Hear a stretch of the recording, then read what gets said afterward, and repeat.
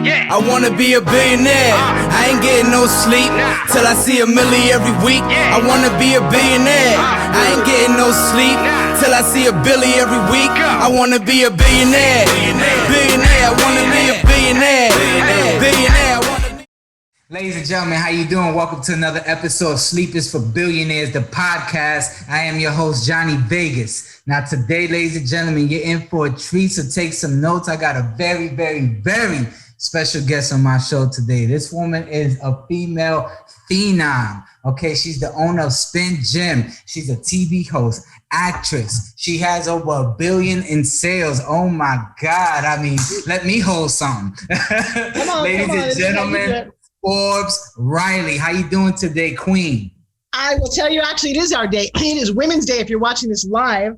Mm-hmm. I love that queen thing. You know, for the longest time, I wanted to be a princess. And now I realize you hit a certain age and a certain success level, you get to be queen. And I'm actually queen of the pitch. And for everybody watching, what that means is how you enroll people. For example, you enrolled me to be on your show today. How did you do that? How did you ask me? What made me want to say yes? When you get yeses in your life, in your business, everything becomes better. So my day started out teaching people all around the world. I've got clients from literally live in Russia to live in the Amazon rainforest down in Peru. We've got students and clients and friends and people uplifting each other. And I'm a little bit on fire about that. You should be. You should be. I mean, you work very hard to get where you're at. I mean, you know, I've seen the journey and I love it, man. And I applaud you for that, you know, and happy International Women's Day to you as well, you know, and also it's Women's History Month as well. You know, I think they gave you guys your own month now. So congrats on that. That's a long overdue. Now, wait a second. How is it that we get 1 month and you guys get 11? Now that might not. You know, it's an interesting time in our society where every group seems to be waking up. You know, it's funny. My man turned to me last night and I found myself saying something I'd never said before. He was talking about the shift in noticeabilities and some of the outrageousness, like, can we not say brownies? Can we not say certain foods? Are we not, you know, Dr. Seuss is not being able to be seen. And he thought, I said, that's ridiculous. I said, you know, turn this around for a second. I said, baby, can you imagine that you and I, he's very strong and fit. I said, can you imagine that we are a couple, we're in love, and somebody gets the right to beat you or rape your woman, and that's okay in that society. And I can imagine that there was a whole group of people at some point in life who said, how can this be possible? Don't people see how wrong this is? So I think we're seeing a sway in the pendulum. You know, is Santa Claus okay being white? I don't know. I really don't know anymore. But I do know that every group, and I'm being a woman, I'm a minority that is starting to be heard. And I think it must suck if you're a white man right now. You're like, what did I do wrong? I was just living my life. Right. And so I understand that it might seem confusing to a lot of people. And I was listening to a lot of women today. You know what a lot of people don't realize? That a lot of women have been molested and hurt as kids. Right. Men have too, little boys have too. But until I started doing the work that I'm doing, I certainly had the boundaries pushed to some very, very uncomfortable positions. Not to the point of rape, but it doesn't diminish what happened to me and how it scarred me. And then I've listened to a lot of stories of young girls. One today.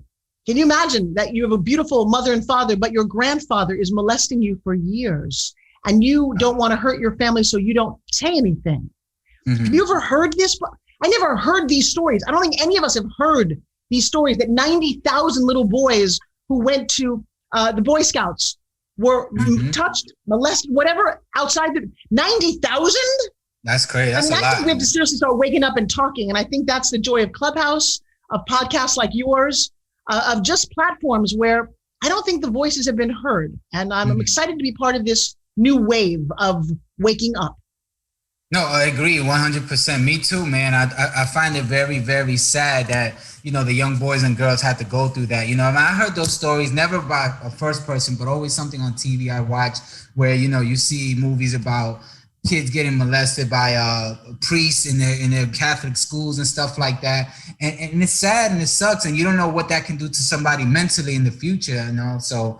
Oh, well, here's the thing, my friend, I do know what it does to you because I work with a lot of these people. I have a training program called Breakthrough with Forbes that I've been doing for 20 years. Mm-hmm. And I'll tell you what, it makes you feel less than. It's the people that you meet in life and you go, why aren't they doing more with their life? Why are they going down that road? Why don't they see their own light? Because somebody diminished it a long time ago and you don't know it because you don't wear it like a badge. You don't say this happened to me, but you are in fact the sum of the obstacles you overcome. And there is no place to go. I don't understand therapy at all. I've gone 2 or 3 times. I left infuriated that someone sat there behind a desk and said, well, how do you feel about that? Well, how do you feel about that? And here's some pills. And that's exactly what happened. And now then charge you for it. Oh, charge you a lot for it. And charge your insurance company for it. And my insurance company paid it.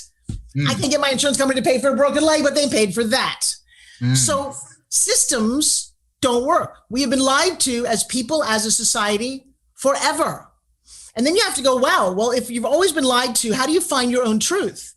I didn't believe that I was pretty for a very long time. In fact, I had a broken nose and braces, and I was, in fact, kind of odd looking for a long time. And the worst part was I'm looking at magazines that have been altered. So the girls are taller and thinner and their skin is perfect, but I didn't know, no one told me they weren't that in real life. I just thought that I wasn't good enough. Well, wow, if you say that to yourself long enough and loud enough, you start to believe it. And look what happens to a society of people who don't believe they're worth anything. And I think we're uncovering a lot of that. And there's a lot of people who've gone before us who thought they were not worth it, so they killed themselves. I mean, get real about 22 soldiers a day, 22 people who gave their life for our country, come home and are so displaced that they're sad enough to take their own lives. You know, I do think that some of these things need to be talked about in bigger ways than they are. I know as a society, we shine the spotlight on certain things at certain times, but there's a lot of things that never get uncovered. And it's interesting hearing the voices. And now that you hear Clubhouse, you know, there's a moment, I think it's when Jim Carrey is in that movie, Oh God. Yeah. With him and... the Bruce Almighty. Yes. And he starts to hear all the prayers of everybody. Well, turn on Clubhouse, because that starts to be what happened. I'm hearing voices from all around the world of people who are desperate to talk and connect. And it's like, wow, those voices have never been heard before. Right. And so maybe the world is really shifting. I'm excited where we are right now today, that this is a very different time in history. And it's a powerful place to be. Yeah, I definitely feel like 2021 is the year. I mean, the year of the entrepreneurs, you know, moving up at a rapid pace, you know, new businesses starting up, more voices being heard, especially with applications like Clubhouse, giving people who haven't had a voice. And going back to what you were saying about, you know, people projecting this image of beauty that can make someone feel, you know, less than, even though it's just an image, and it may be a fake image because they may not look like that in real life. You know, I'm just trying to find a good question for that, because I feel like young girls are holding that to the standard of what beauty is. And if they don't look like that, you know, they go to depression or suicide and stuff like that. How do you think we can, I guess, create awareness to let young girls know that this is just an image, it's just what it is, it's not the standard? Or is it, you know, because I'm trying to think, like, how can we even, you know, do that? How can we spread that message of awareness to these young girls that this is just an image and it's not who you need to be? Because when you see the likes on these pictures, like, for example, with a Kim K picture, right? She has a picture, half naked, big booty, all that, and she got like 1.5 million likes. So that right there will tell a young girl that gets 2 likes or 3 likes on her picture that, oh, damn, I got to look like that. You know what I'm saying? Because the numbers don't lie. So how do we bring that awareness that, you know, they shouldn't really pay attention to that stuff? Well, one of the ways that we bring awareness is by bringing awareness. We have now platforms where we get to go live, where we are actually having voices out there. My concern, though, is, are we actually getting to the younger generation? You know, it's very refreshing right now to be able to talk to women about levels of honesty, and I'm appreciating platforms like Clubhouse and this. My concern is, how do you get to even younger kids to be taught that you don't need to keep secrets about somebody hurting you? We're in a crazy time right now where kids are not going to school. Well, if you're not going to school, who are you stuck home with? Somebody who is hurting you, somebody who's not feeding you. And so I just think— Not educating you. Right, not educating you, not really allowing you to be. So part of it is just raising the level of consciousness. And I know that we're doing that. I feel it everywhere. I mean, I felt this morning when I jumped on a call and there were hundreds of women for International Women's Day just talking and sharing and calling each other queen and loving on each other and hearing each other's voices for the first time. You know, I speak around the world. I just had a chance to speak at an amazing stage with Deepak Chopra, Damon John from Shark Tank, and Les Brown and Jack Canfield. I was the woman in the middle. I'll tell you what, how did I get there? I wanted to show people that nobody is really born with a silver spoon. They may have more money, they may be thinner, it doesn't much matter. We've all been through stuff. And I'll tell you that the people that I admire have carved their own path. And then you want to listen to how they did it. I'm one of those people. All the success that I've enjoyed, I built. And there was a decade or two of just suffering. Let me tell you, some of this has not been easy. It looks so nice looking in the rearview mirror going, yeah, that was no big deal. No, when I was on the floor of US Customs for a week as they were going to throw out 22,000 spin gyms that I'd invested over $150,000, if what I was doing didn't work, I would have been done at that moment. When you're back against the wall and you find out who you are and what you're made out of, I will tell you, life happens for you, not to you. A lot of the bad things that happen are where you define who you are as a person, what you're willing to tolerate, and how far you're willing to go. I'm going to tell you this entrepreneur thing, you do not snap your fingers and it happens. And if someone's telling you that, they are lying. And so I love being one of the voices of reason. I've made it. I've done really well. I'll tell you what, I'm turning 61 in a month. Yeah, right. Don't lie to me. Yeah, right. That's what my driver's license says. I don't believe it either. And I'll tell you what, my man is 17 years younger than me. Have you seen Joshua? I seen the pictures of you and him. Congrats. Yeah, you know what? Yeah, he's pretty good looking. He's pretty wonderful, but he's also nicer on the inside because I waited and worked for somebody that I want. You know, it's so funny. Let me just close my door here because I think my whole house can hear me. All right, no doubt. You know, we had a moment this last night. I got to tell you. So 2 things. One, don't get so envious of anybody because January 2nd of last year, he was in a horrific motorcycle accident, ended up in the hospital in surgery, spent 6 months in a wheelchair. So that beautiful man, I know what it's like to watch him just cry and really hurt for a long time. He's still limping. But he was holding me last night and we were just doing that little kissy face thing. And we've been together for 4 years. And he said to me, he said, do you think that most couples are doing this? And I said, no. I said, you've been a couple before me. I've been a couple before you. No, we both decided to lean in to see how far into each other we could get, how much in love we could be, how snug. Because I said to him at one point, I said, after the honeymoon period is over, and he said, what if the honeymoon period's not over? What if every day we wake up and we keep reuniting and we keep digging in and saying how much we love each other and how much we both want this to work so well? And I'm enjoying a conversation that I never had before, but you know what? I helped create the conversation. It's what I wanted. I've been in bed with somebody who rolled over and so my mom said, you're never as lonely as you are when you're alone, when you're with someone. Right. Wow. Yeah. That is the worst feeling in the world.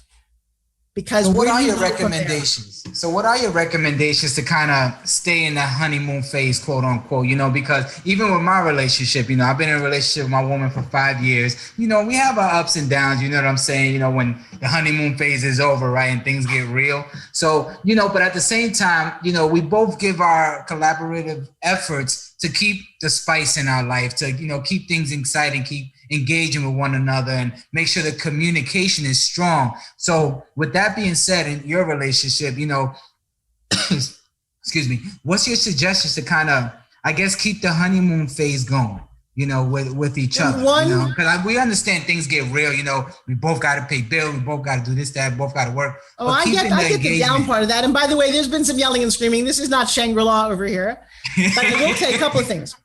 Number one, physically, work to stay at your best. You don't get to let it go. When you don't love on yourself physically, how do you expect your partner to love on you? And so I will tell you, if you need to work out a little bit? Yeah, you do. Do you need to spin gym a little bit? Yeah, you do. Do you want to look and feel your best? I look at most couples, forget couples, just people. And I'm like, you don't love yourself either, do you? Now, so that's one thing, is to stay attractive to your partner. Number two, How do you go to bed at night and how do you wake up in the morning? Is it a ritual? You know, we all hear about this morning ritual about I have to get up and I have to meditate and I have to do yoga. You know what sometimes I do? I get up and I roll over and I kiss that man until I can't kiss him anymore. We have a rule and he gets mad at me because I like look at my phone immediately. He's like, you kissing on me first. We make those rules. That's my value. I want you kiss me before you look at that phone. You take the phone out of the room at night. And it's challenging. I get it. But you have to ask yourself, what's important to me? Do I enjoy being in love? And what does it mean to be in love? When you get to bed so let me ask you a question. When you get to bed at night, what do you tend to do? You both go to bed at the same time? For the most part, yeah. For the most part, we lay together, you know, cuddle each other to sleep, and then wake up in the morning, you know, and then do it again the same evening. You know, she always tells me she has a hard time sleeping without me, right? You know, like I guess I'm like her nightlight or whatever, you know, that little cute stuff or whatever. So yeah, so every time she says, babe, I'm ready to go to bed, she kind of like drags me with her. Even if I'm on the couch sleep, she like wakes me up to go into bed with her. So majority of the time we're cuddling to sleep together. There you go. That's what you do need. At some point in other relationships, I remember the moment where I lost that, where that wasn't what we did anymore. And that is truly the beginning of the end of that relationship. You got to want to cuddle up with that person. You got to want to take time off. And I'll tell you, I'm very popular right now. I'm working very hard. I have hundreds of students. I taught a class for 4 hours this morning. I'm teaching a new class tonight for 4 hours. Just onboarded hundreds of students. I'm still teaching a lot of this live. And he's a little like, at what point, you know, where am I? Be jealous of your person's time. Let them know that, you know, I'm missing you. It's, you know, make a date night. Do something silly. Whatever it takes to remind yourself, if that's what you want. If you want to be in love, if you like that feeling, then work at it. And, you know, we run off to a spa that we both love and we hang out in the hot tub and we just do nothing. The other thing too is I also look at him and he'll tell me things and we keep doing this. He said to me the other day, you know, what do you want? He hears me talk about it all the time. And he wanted a certain kind of woman who was ambitious and fun and blah, blah, blah. And he also said, I really want someone who's my best friend. Want to hear something funny? We don't have a lot of friends, really good friends outside of the two of us. We have a lot of people that we know, but I got to tell you, at the end of the day, in fact, he's the one that I would choose over anybody to just hang with. And it's nice. And I've never felt quite, and I don't know if I ever made the decision before, because by the way, my kids are now 18. His daughter is almost turning 17. It is not about, there's no distractions anymore. Because when you had to take care of babies, there was always a reason to have them around. I get that. We don't even have pets at the moment. It is just him and I. And I'm like, you know, let's lean into this for as long as this continues every day, renew it and just be gushy and fun and outlive all the stereotypes because they said it would never last. Right. Same here, man. Yeah, you know, actually, unfortunately, both our dogs died. So now it's just me and her together. And yeah, man, we're cherishing the moments we have together, try to be a good company for one another. So we're definitely practicing what we preach in that department. See, look at you got that little grin on your face. I love that. Oh yeah, that's my baby, man. She hold me down. You know, but so I had a question for you. So being that you're a workaholic, you got all these classes, all these students. I mean, what do you do to unwind? I mean, I know you mentioned a little bit that you spend a lot of time with your man, but what's the unwinding phase looking like? You know, it's funny. I've got two beautiful kids. I go roller skating. Honestly, at this moment, I am really not unwinding. At the moment, it is a little bit like my product here, a little bit wound up. All of a sudden, there's something to be said about striking while the iron's hot. For 6 months of last year, I didn't do anything. Joshua and I laid in bed while he was recovering, and it was really brutal. I love getting massages. I have a little health spa, whatever coast I'm on. In fact, we went to Costa Rica and found a place that's got 23 hot tubs up a mountain into a volcano. Right. And I just love that. But since Clubhouse happened, I got to tell you, I'm not really unwinding. There's a time and a reason and a season. And I'm enjoying this because I have taken lots of time off and now I'm kind of sprinting. It's not a marathon. So I love romantic dinners. I'm a hot tub girl. I just like to physically and we live down here in St. Pete. So it's always beautiful. Go to the beach, go for a run. I lived in Tampa for 10 years. I know St. Pete well. I lived in Tampa in Hillsborough County. Waters. Where do you live now? I live in LA. I'm in Los Angeles. All right. Well, I did LA for 25 years. What part of LA are you in? I'm currently in Chatsworth near the Northridge. Yeah, that's right near the earthquake. I was there in 1994, baby. And I remember that morning, 4:30 a.m., being woken up by one of the worst earthquakes I've ever experienced. Oh my God. Well, thank God you survived that. I watched it on TV. I couldn't even imagine going through something like that. Well, but you can't imagine that. But here's another thing you can't imagine. You know that I'm the eyewitness for the Las Vegas shooting, October 1st? Actually, I am aware of that. I saw the news clip. I'm sorry you had to go through that, man. You were like in the crowd while they were shooting? No, I was actually upstairs. I had just left Grant Cardone and Kevin Harrington. We had a private dinner. Mm-hmm. And I was falling in love with Joshua. They invited me to go down and play some poker. And I said, I'm going to go out to this balcony right here at the top of Mandalay Bay and take a picture in front of the strip. And about a minute and a half after we walked out there with our phones, pop, pop, pop, pop, pop, pop. And we were all looking for where the fireworks were. And it didn't dawn on us for a little bit later to look down and to our left as the guy there was shooting people at the concert on our right. And everything that you see that's filmed, if you go to YouTube, you can see my video. We filmed it live as it was happening. Wow. And then we were locked down in the foundation room for about 11 and a half hours as all the news unfolded and all the crap went down. And there was a little bit moment of terror when somebody burst into our room with a machine gun. But I will tell you, I was just reading an article yesterday about a woman who was down there and watched it. I had an interesting perspective, and it still had a massive effect of PTSD on me. I still don't hear fireworks the same way. I still get a little upset. I was there. I witnessed it all. But not like the people I know who witnessed parts of people's bodies being blown off. And I actually looked in the eyes of these two girls because I went to a lot of the functions. I stayed for a couple of weeks after, did a lot of press releases, news, and a little bit of help in the hospital. And it was the weirdest thing to see. There were these two girls at an event I was at, and it was like someone had taken the light out of their eyes. I looked at them, but they didn't look like they were there. And they had seen too much for a young girl to see. And I don't know where they are. I didn't follow up to see how they're doing now, but it was a very odd moment to be a part of that. It makes me want to live life a little bit fuller. It makes me want to give back. And then I think if you're eyewitness to that, as I have been in a couple of things, then you go, wow, maybe it's God choosing you to have a voice and talk about what you've seen, how you've gotten through it. And that's where I feel I am at the moment. I feel like I've been chosen. I've been through a lot. Yeah. And by the way, we're all chosen. Whatever it is that we've experienced, if you have the courage, and I teach this, I teach how to pitch, how to speak, how to tell your story, because this is a time where your story can affect a lot of other people if you know how to communicate it. Gotcha. No. I truly believe that all the experiences that we undergo, we can use that as motivation to fuel our mission, right? And then use that to inspire others, which is my whole mission behind this podcast, is to inspire those that look up to me and want to do great things like I do, and that haven't had the opportunity to do so, or just scared, you know what I'm saying? And I'm just trying to show them that, if you just push through and honestly don't give a fuck about what nobody else is saying, you can do what you want. You know what I'm saying? I'm from New York, so I come from. Yeah, I'm from New York too. Where are you from? I'm from the South Bronx, 161. I'm from South Long Island. All right, come on. There we go. Yeah, I was literally right across the street from Yankee Stadium. There you go. Yeah, I was there. Then I went to Paterson, New Jersey, to high school where they filmed Lean on Me with Morgan Freeman. Yep.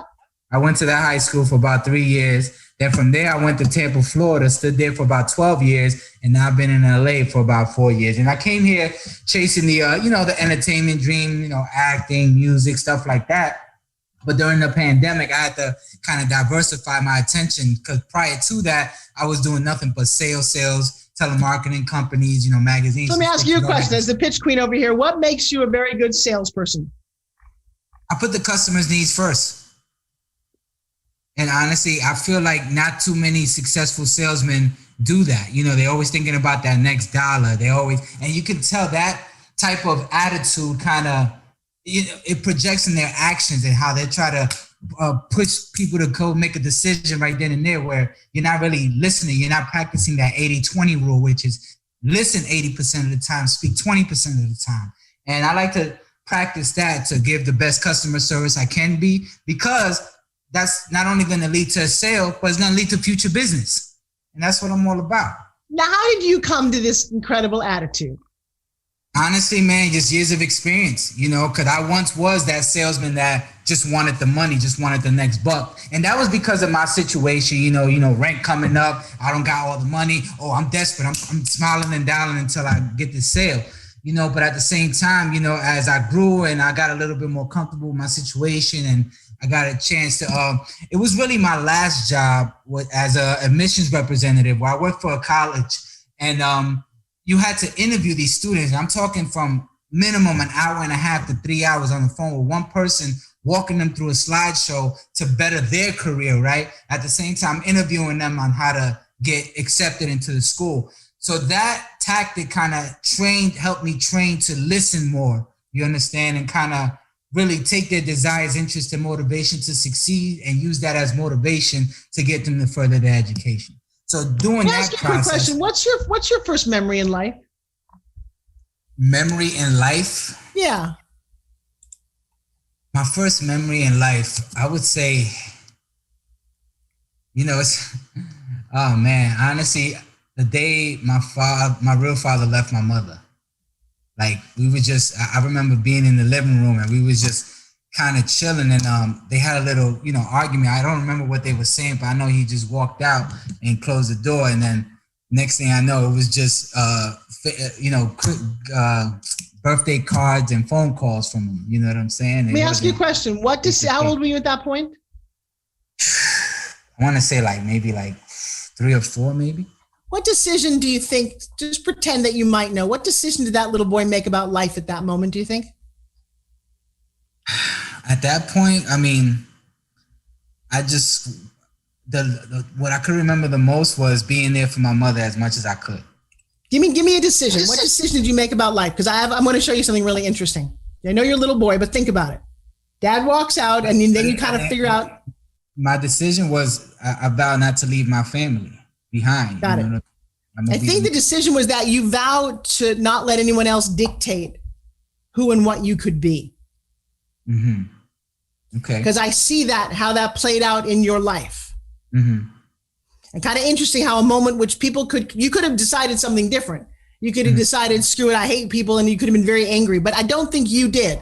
I think you made a decision that says, I'm going to be here for my mom, my family. And look how it turned out. You had a very loving wife. Mm-hmm. I have this philosophy that I teach about how when you program your hard drive, it happens about at age 4. Mm-hmm. And it's not the thing that happened, but it's how you decided to react to it. So for example, I had two clients. They both fell out of a tree when they were 4 years old, right?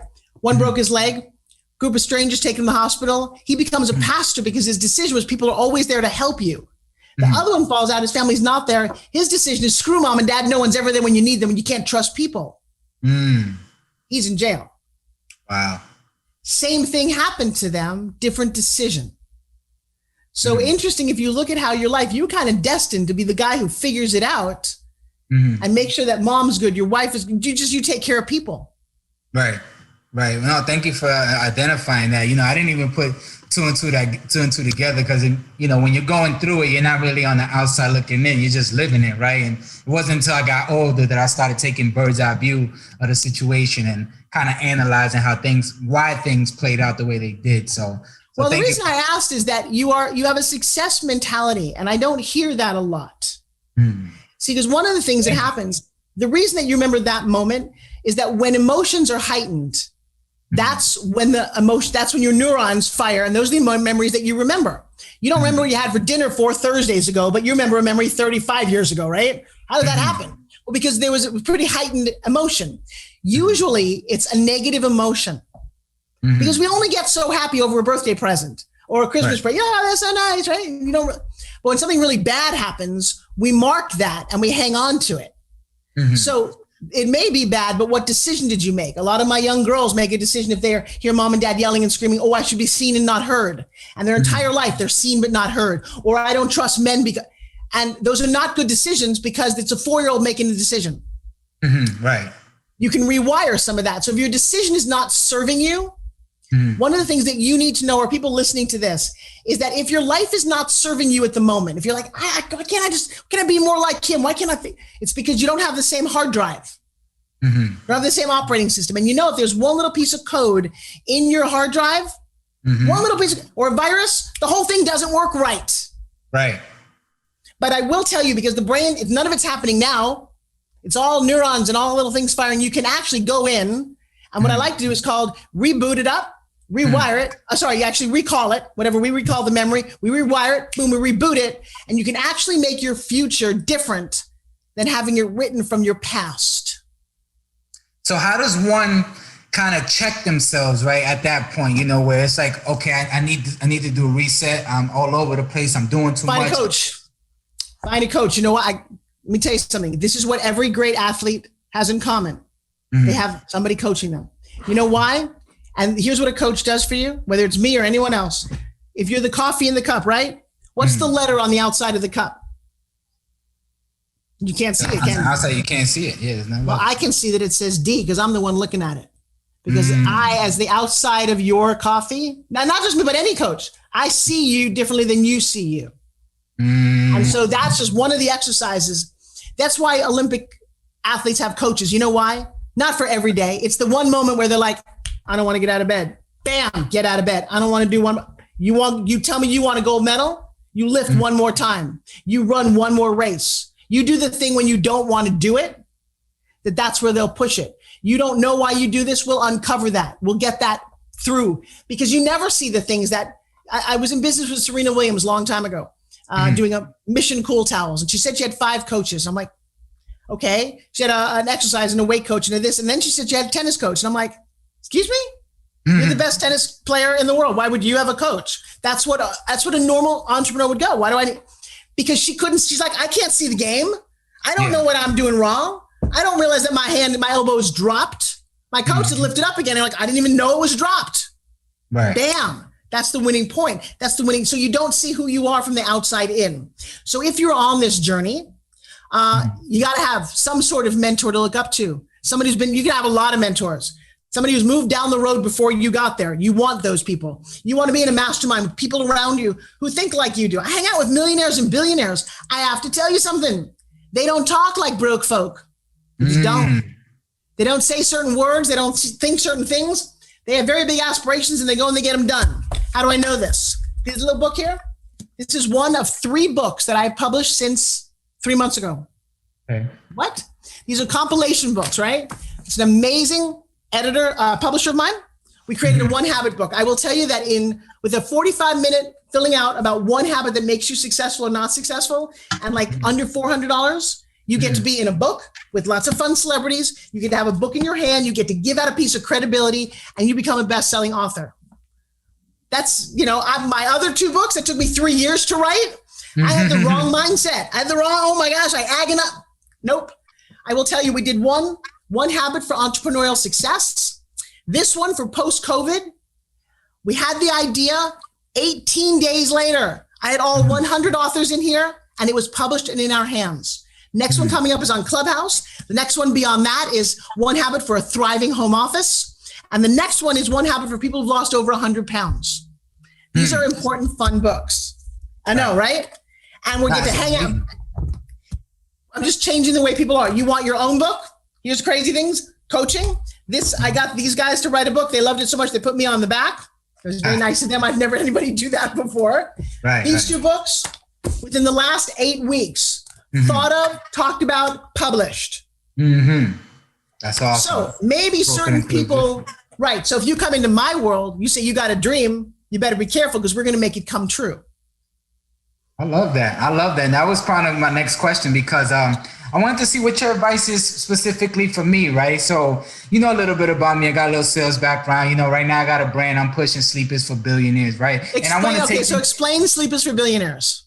So Sleep is for Billionaires is for the wannabe entrepreneur, for the wannabe successful person, and for those who achieve a certain level of success as well. But basically the person who keeps their eyes on the prize. No matter what they're going through, their eye is always on the ultimate goal. You celebrate the little successes in between, but the ultimate goal is where you're ultimately trying to be. I want to be a billionaire, right? So that's the goal for it. Now, okay. So I would ask you to rewrite that. Do you know any billionaires? Huh? Do you know any billionaires? No. Okay. I don't know that that's what you actually want, because to be a billionaire, that's a lot of money. or a big company that helps a lot of people. I just always find it kind of an interesting goal. Now, I don't mind goals saying I want $100,000 a month passive income. That's cool. That's $1 million a year. You can probably live on that and be very nice. One of the problems when you shoot for things that aren't quite realistic, you get disappointed, because if you don't get it, you've never won.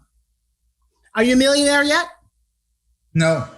All right. So let's set our first sight on getting my goal right now is my first million in the bank or in real estate.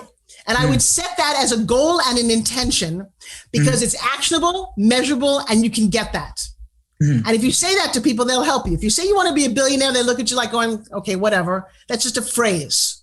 And I like the shirt, but I want goals and dreams that you can get. I want to be on TV with my fitness product. Bam. I'll tell you what it took to get there. I didn't know that in one day, my friend, I would sell 64,000 of them in 24 hours and get a check for $1.2 million. Congratulations. Yeah, let me tell you, that was a pretty crazy day. That was through all the things that I went through. I don't even think I just wanted the product out there. I wish I'd actually been a little bit more specific. I would have grown the company differently. I'll tell you what, my ex wanted to get a scholarship. Listen to this. He wanted to get a scholarship, a football scholarship to Notre Dame. That was his goal. He didn't even play football in his freshman year. 2 years later, first draft pick for offensive lineman out of California. That meant he got up every morning at 4:30, rode his bike for an hour, lifted weights. He got what he wanted. Okay, now get this. And he was an economics major. What he didn't want was to actually play football. So it turns out he's the only guy on the team that didn't go pro, and probably the only guy on his team that doesn't have a Super Bowl ring, because it wasn't what he wanted. And so it's funny how his dream took him to get the scholarship. It was like, but then what? It's like, oh, damn, now I actually got to play football in college while I want to get an education. So I would align your dream and always massage the dream. Go get it. And then immediately write the next one. You know why? Because if you write something so big, you never get to celebrate. I want to be there and celebrate with you at the first million. Going, I have got that. I've got, wherever I've got that, bam, we're going to go to party. We're going wherever we're going. Then we go, all right, now I want 10 times that. Nice. And so now you are building this dream, but it's a win dream. Or you sit here going, I want to be a billionaire. I only got $100 million. And I'm not even close. Right. And I don't want you to think that I don't celebrate the mini goals in between, because I very do. I party hard like the rest of them. You know, and I just have big goals, right? You know, and when I say that being the ultimate goal, that's just what I ultimately want to acquire by multiple streams of income. You know what I'm saying? But at the same time, I do celebrate the mini goals in between. You know, I've set goals that are obtainable, that I can get to quicker to get me to my ultimate goal. Okay, so this is why I created a thing called OPP. I do a six-week training about how you build your brand like a business. Says, what's your mission? To inspire others. Not a mission. Okay, and I'll tell you why. That's a sentence. That's an action plan. Go look up mission statements for major companies and actually read what it says. Starbucks is one of my favorite ones. They want to improve neighborhoods one cup, something at a time. The mission statement for you is a statement that lets us really know what you are about, and it should be a little unique to you about how you do it. Yes. So with sleepers, go ahead. Oh no, I was going to say Grant Cardone's is probably, I want to, affect 10 million lives by owning real estate. Okay, well that kind of defines a little bit maybe. What might your mission be? With Sleepers for Billionaires, I just want to educate those future celebrities and entrepreneurs on how to become industry professionals. Now, hang on a second. There's a way that you write a mission statement. Is it just to educate, or are there 3 words in there? What else do you want to do? You want to educate? You want to maybe empower? Empower, inspire, motivate, And I will tell you what, when you can actually articulate the mission statement of your business and of you, you will get to do that in interviews. I get to say that, part of my mission is to educate, alight, and illuminate the path for women and men to become the best version of themselves through education, through entrepreneurship, and through health and fitness. All right. You got a sense of who this chick is. And the more you massage that, the more you put it on your website, the more people go, that's what they're about. Mm. And then you look at your vision of the world, and your vision, darling, is different from other people's vision. Mm. But when you stand in a place of words that actually describe what you're up to, do you know your top 5 core values that you can share with everybody in your company? Do you know that you walk into major companies, they have their core values written on the wall? Mm-hmm. That it is not a joke about how you create a culture around who and what you are that's specific. Mm-hmm. Why do people follow you versus someone kind of like you? Because you got a different heart, you got a different essence. Mm-hmm. And I would just fight for those things. Right. No, I agree. And thank you for those words. And I'm glad you kind of shed the light on what I need to analyze within my organization to kind of take things to the next level. So thank you for that as well. And I'm always seeking out different, mentorship and stuff like that. So hopefully, that's something we could talk about in the near future, because I could definitely use a coach, to kind of help me navigate through this obstacle of life that I'm undergoing at the present moment. Well, what you can't give to somebody is a light like you have. What you don't give to somebody is the desire, the passion, the stubbornness to succeed, and the heart. Mm-hmm. I always say, you can't train attitude, but you can train skills. We can get you your mission and your vision, but what makes you, the way you light up with your woman, that says a lot to me. It's the generation that I want to help elevate to the next level. People who love on each other, who don't operate out of a sense of lack or fear, but understand the words abundance, understand what it means to manifest, understand what it means to architect a dream. Every Sunday, I do a 2-hour training from 5 to 7 called Pitch Secrets Masterclass. Mm-hmm. And we've gone from 30 people a week to 70 people, always new people coming in. And it's a 2-hour combination training, a little bit of a webinar to let you know what my world is about. But I ask people what their dreams are. And I hear very small conversations. I hear people who were never even offered the idea that they could dream. So somebody will say to me, wow, my dream is just to finish my book. Isn't that funny? See, my dream is to have a New York Times bestseller. Finishing the book is what's called the action plan. Right. People don't understand features versus benefits when they're talking about a product. I said, what's a feature about this? And they say, oh, it's really wonderful. I'm like, not a feature. Features, it's purple. It's purple so that you find it and it's colorful and you want to play with it. Feature is the rings are round. Why? So that you have the flexibility to put your hands any way you want. The feature is that it's small and compact. The benefit is it goes everywhere with you. People are not necessarily trained in the verbal articulation of how to get what they want. Right. Well, that was a great lesson, a quick lesson right there. I mean, you taught me something that I should definitely keep applying with my everyday life, not just my business. So thank you for that as well. And yeah, man. I mean, well, before I know you're pressed for time. I know we got you for an hour. It's we got like 8 minutes left. So tell me, is there anything that people, one, where can the people contact you to acquire your services, and 2, is there any little bit of motivation you can give to those who want to do the things you do, or afraid to speak out, or afraid to stand in front of hundreds of thousands of people and speak? What kind of words of encouragement can you give these young entrepreneurs, young men, young women, whoever? Well, I'll tell you what, young people are 10% of our population, but they're 100% of our future. So right. One, my name is pretty unique, Forbes Riley. Go to ForbesRiley.tv and you'll see a whole list of things that you can get a free gift there. You can come to my trainings. You can do all kind of stuff. We are really about becoming a little better on the internet. I'm still very much an in-person. I still teach live, by the way, which if you can, I would find a way to come train with me while I'm still looking at you as opposed to 10,000 of you. Right. I love the small one-on-one, and I can afford to do that because I'm also still acting. I did a movie this year in Kansas City called The Taste of Romance.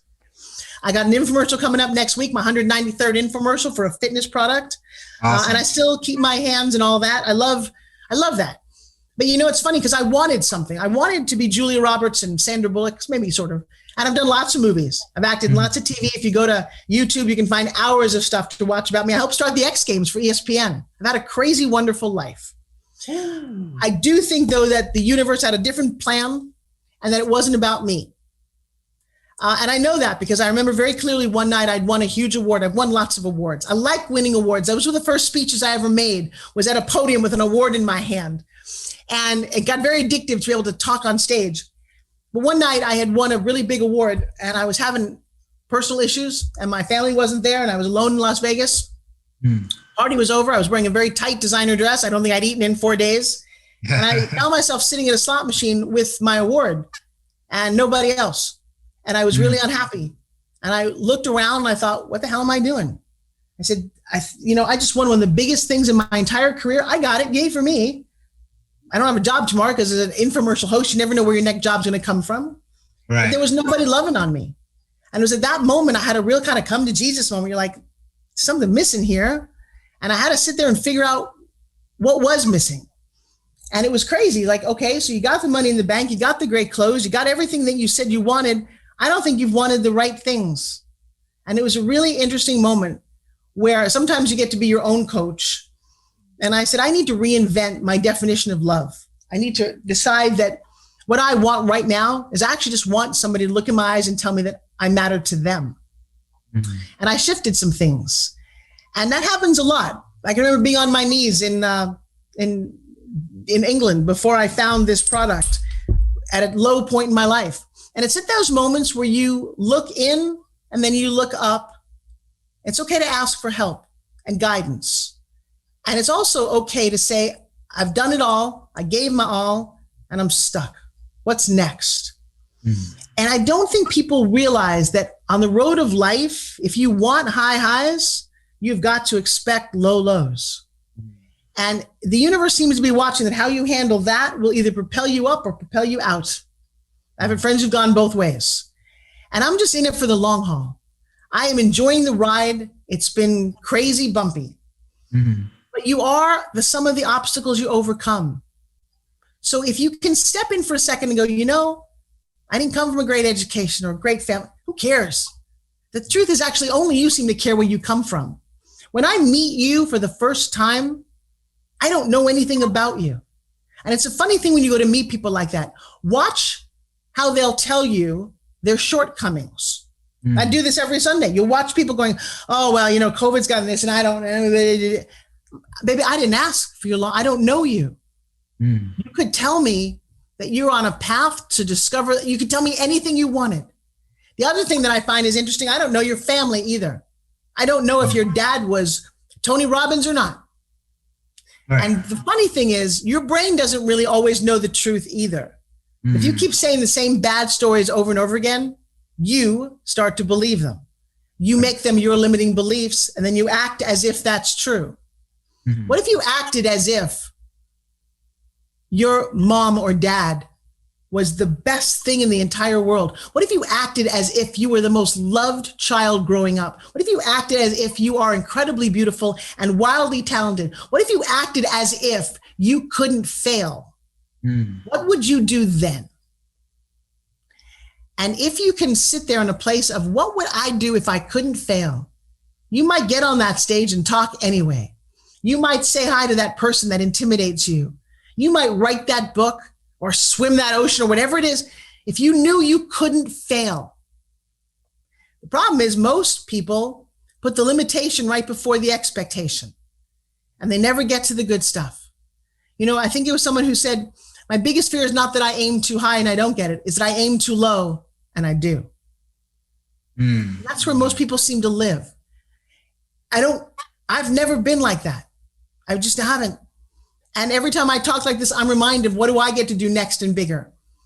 And as last week when I stood on stage and I was the center highlight female speaker between Les Brown, Deepak Chopra, Jack Canfield, and Damon John, and I was me. I was like, dang, all right. Yeah, all right. You got this is good. Yeah. I walked out on the 10X stage. I will tell you, go to YouTube and type in Forbes Riley and the word motivation. And watch this 58-year-old strut her little body out in a pair of hot pants like she owns the stadium of 10,000 people.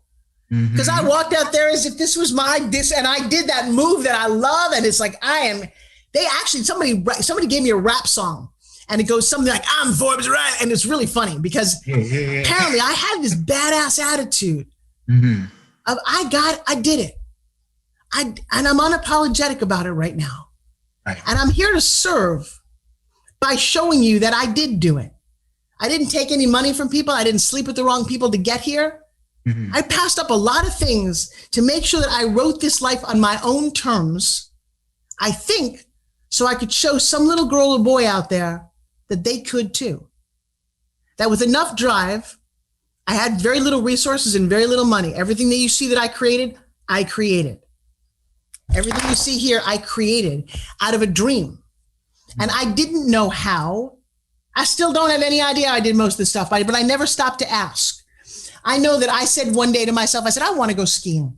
I didn't have any money. I saw people ski in the movies. They always look really rich and famous. I couldn't afford, never went skiing. I'm 20 something years old. And I said, I want to go skiing. And with that, I looked in the wanted ads. This is crazy true story. And there was a thing called Ski View. This guy decided to do these billboards on lift towers at ski resorts.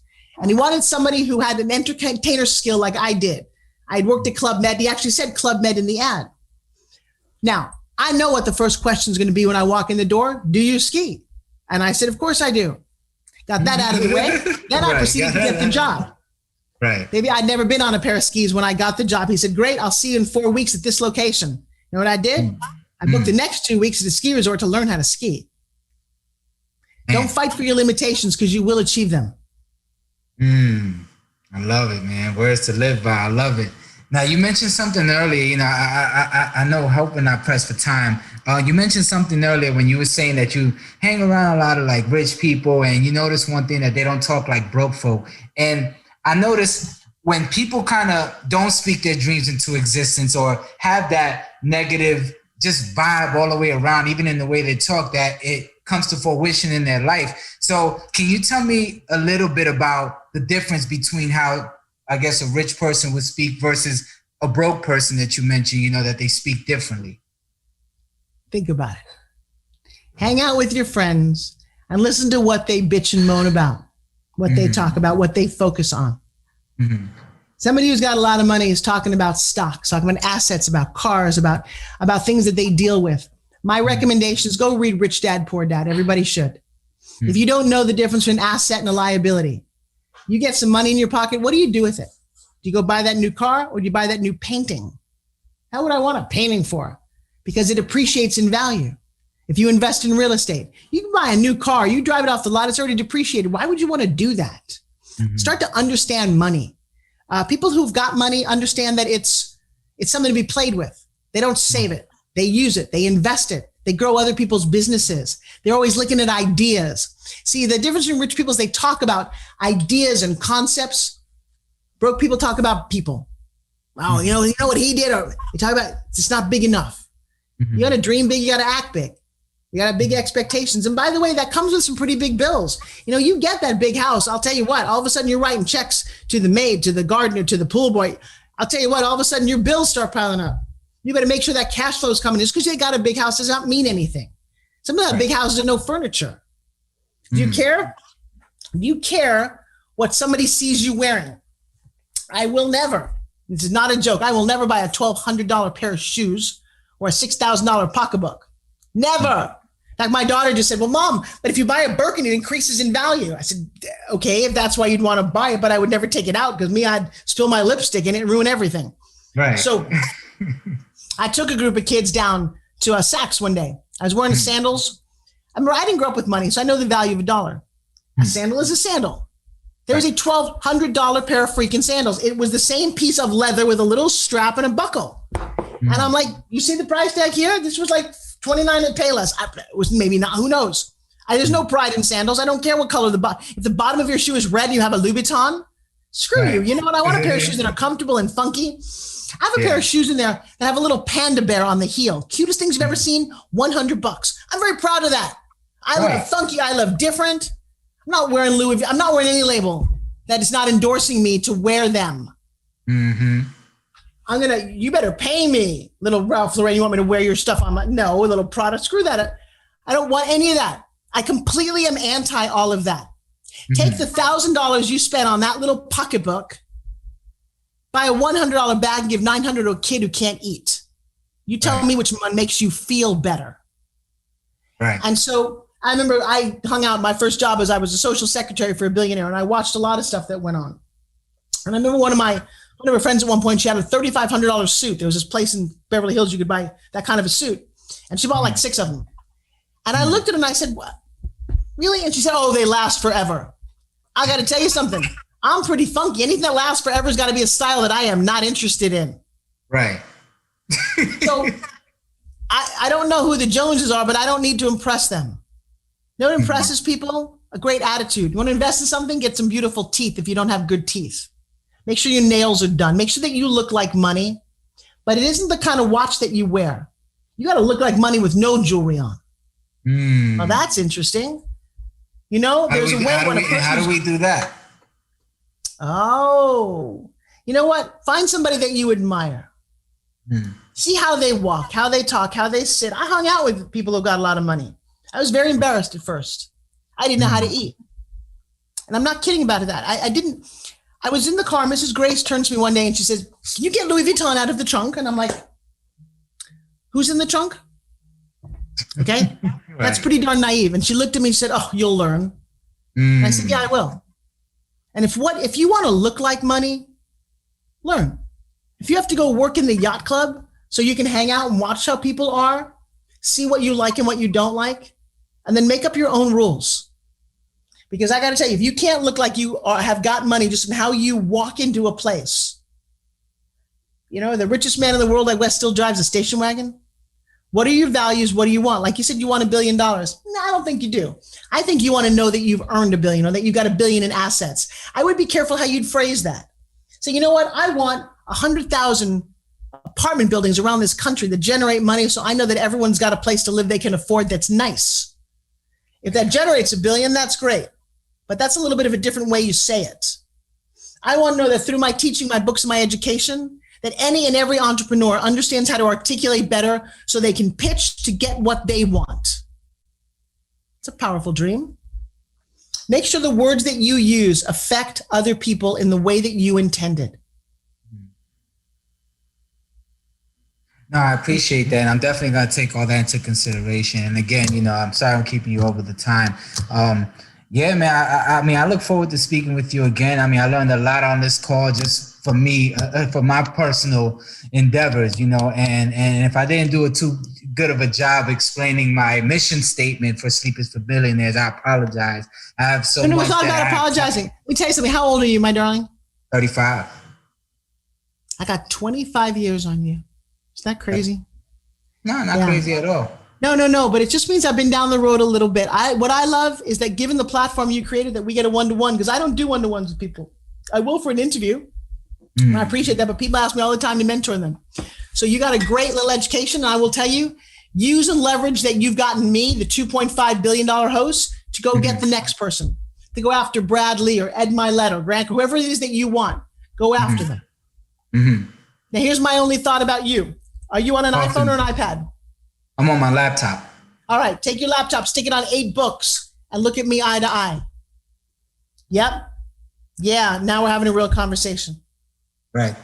Make sure that we look at each other. Next thing you want to do, go get a green screen and put yourself in a gorgeous house, wherever it is that you want to be. Make sure that you look like money, that you are branded, that you are doing everything you need to do to push that brand.